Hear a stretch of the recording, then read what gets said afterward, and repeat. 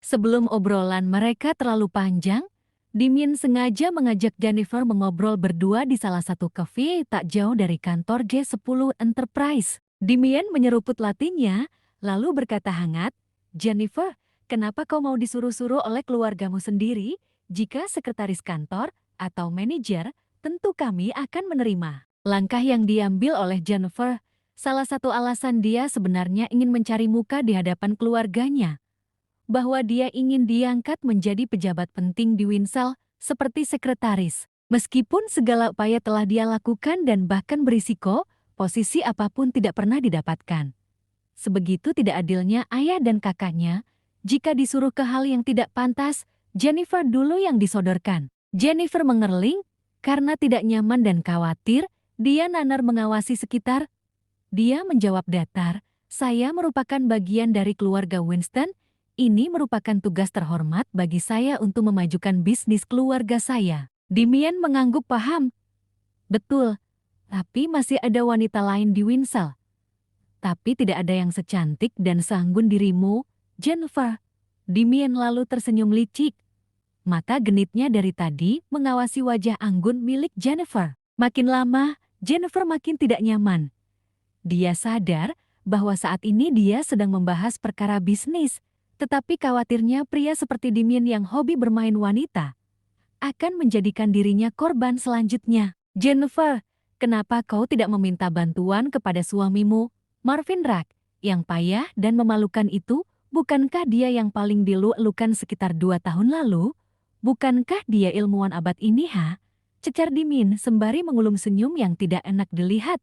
Nada bicaranya jelas menyinggung. Marvin yang sangat populer pada masa itu, sontak tenggelam namanya karena dianggap akan memberikan teror kepada negara, dan ketika berada di penjara, nama Marvin semakin memburuk hingga saat ini. Bayangkan, misalnya, ada saintis sekelas Newton atau Einstein yang sangat dibangga-banggakan, rupanya di balik itu semua, dia menciptakan bahan yang digunakan untuk alat pemusnah massal. Besar kemungkinan namanya akan tetap dikenal, tapi dikenal buruk. Begitulah Marvin Rack. Bahkan, keluarga Rack yang tersebar di seluruh dunia saja malu akan hal itu. Meskipun Jennifer meminta untuk tidak membicarakan suaminya, Damien tak henti berkoar. "Kenapa kau masih mempertahankan hubungan rumah tangga kalian? Seharusnya kau mencari pria yang bisa diandalkan, Jennifer Winston. Kasihan bisnis keluargamu." "Saya peringatkan kembali, Pak Damien. Lebih baik kita fokus membicarakan soal investasi ke Winsell." Damien tersenyum geli. "Begini, saya hanya ingin memastikan bahwa Marvin tidak akan cemburu dengan saya ketika saya bercumbu denganmu, Nona Winston." Damien sangat blak-blakan. Dia bahkan tidak peduli dengan kebesaran nama keluarga Winston di Glorystone. Mendengar itu, Jennifer berdesir jantungnya. Meski sering mendapat tawaran seperti ini, tapi tak pernah ada tangan pria manapun yang telah menyentuh kulit putih nan mulusnya, Jennifer tetap setia. Dengan sangat tegas Jennifer menjawab, "Jelas suamiku Marvin akan cemburu dan sangat marah. Dulu sewaktu masih berpacaran, tak terhitung berapa kali Marvin berantem lantaran membela dan melindungi Jennifer dari gangguan pria hidung belang. Kadang menang, lebih sering habis dikeroyok. Itulah bukti cintanya Marvin kepada Jennifer. Jika sekarang Jennifer meminta untuk segera datang dan memukuli Damien, Marvin pasti akan segera bergegas ke sini dan melakukannya, tanpa ada keluhan sedikit pun." Damien mengoles dagu dan membalas, "Oh, cemburu ya? Rasa cemburu saja tidak cukup. Jennifer, kita semua butuh uang, bukan butuh cemburu dan kesetiaan. Jika keluarga Winston masih berbesan dengan keluarga Rack, silakan pergi ke kediaman Warner Axtown, mertua Mua, lalu meminta bantuan. Apa keluarga Rack mampu? Jelas tidak, karena mereka selalu menjadi pecundang." Damien makin kelewatan, tidak hanya suaminya, bahkan keluarga suaminya pun mendapat umpatan satir yang menyakitkan. Jennifer mulai panas. "Pak Damien, tolong kita bahas bisnis sekarang juga." "Slow, Nona Wilma. Saya ingin memastikan bahwa keluarga Rack memang tidak bisa membantu keluarga Winston jika mereka tahu bahwa wanita bernama Jennifer Winston ini telah ditiduri oleh seorang pria baik. Kira-kira, apakah mereka akan marah dan peduli? Jelas tidak. Mereka akan acuh tak acuh. Keluarga Rack pasti akan marah padamu, Damien Carter. Saya tidak akan pernah lupa ucapanmu. Tidak sampai di situ, Damien pun membahas keluarga Winston kembali. Bisnis keluarga Winston tidak bisa maju, ada banyak faktor. Banyak sekali faktor. Jika Nona Wilmer punya suami yang tepat, semua masalah akan beres. Nah, jika keluargamu tahu bahwa kita punya hubungan spesial, apakah mereka akan marah? Jelas tidak, karena ini adalah suruhan mereka. Jennifer naik darahnya. Deru napasnya mulai tak beraturan.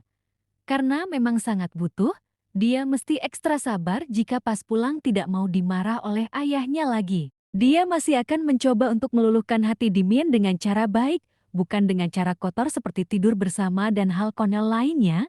Jika benar harus demikian, Jennifer tidak akan mau. Jennifer menghela napas, lalu berkata pelan, "Saya harap Pak Damien lebih profesional. Karena saya tahu Anda begitu terhormat di G10 Enterprise. Jangan rusak nama baik Anda sendiri, Pak Damien. Saya kenal keluarga Carter, maka dari itu, lebih baik kita kembali membahas apa yang harusnya kita bahas." Mendengar suara Jennifer yang begitu merdu dan menggoda, Damien makin terpesona. Dia kembali menyeruput kopinya, lalu berkata, "Oke, angka 4 terlalu besar, Nona Winston. Kami hanya bisa menyediakan satu, dan syaratnya adalah kau harus menemani saya tidur 3 malam selama 1 pekan ini." "Jaga mulutmu, Damien Carter," sentak Jennifer menyeringai, karena suaranya cukup besar. Orang-orang di sekitar pada memperhatikan. Jennifer makin gelisah. "Tadi sudah saya bilang, lebih baik suruh wanita lain yang ada di Winsell, terserah siapa saja, yang penting cantik dan menggoda, entah staf bendahara, HRD, terserah. Kenapa harus pakai syarat? Terserah saya. Perusahaan ya perusahaan ayah saya." "Kau memang terlalu mewah, Jennifer. Cukup 3 hari. Jika selain dirimu, bisa 10 hari.